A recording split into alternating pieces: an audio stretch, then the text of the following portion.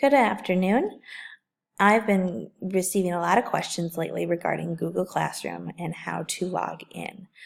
I showed the third grade class today how they can log in from home, so I decided to make a short video for you parents so that you know as well how to log in from home. So you need to open your web browser or Google Chrome browser and type in the address bar classroom.google.com. It's going to show a screen similar to this, especially if you use other Gmail accounts and Google accounts. For this one, we're going to select use another account. And one of my special third grade friends gave me permission to use her login as an example. So you're going to put in the login name and then @cps.edu and hit next. It's going to pop up the CPS login screen.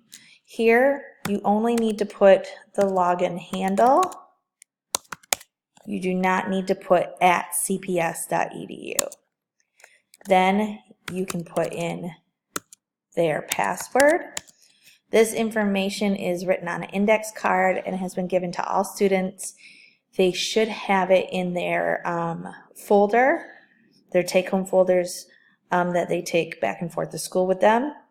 If it is not, feel free to log into Classroom Dojo, Class Dojo, and send me a message and I can clarify anything for you. Once you hit sign in, it will ask you to just verify, more than likely, and hit continue. It'll probably show you this screen, which is fine. Just scroll down and hit accept. Just updating Google's terms of service. And then you're going to see over here the class that the child is assigned to. So then you can click on that. And from here, you can see the stream.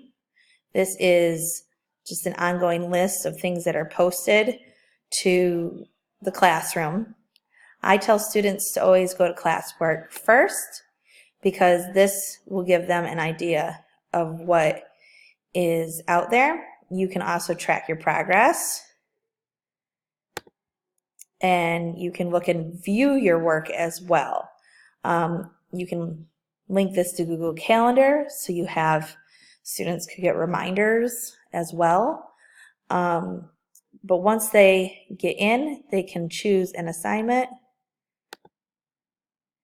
and then click on the link. Make sure I tell them to go to view assignment because afterwards they need to mark it as done once they've completed it in Pearson. That is the short of it. I'm happy to demonstrate at parent-teacher conferences again, and if you have any questions, I can be happy to show you next week.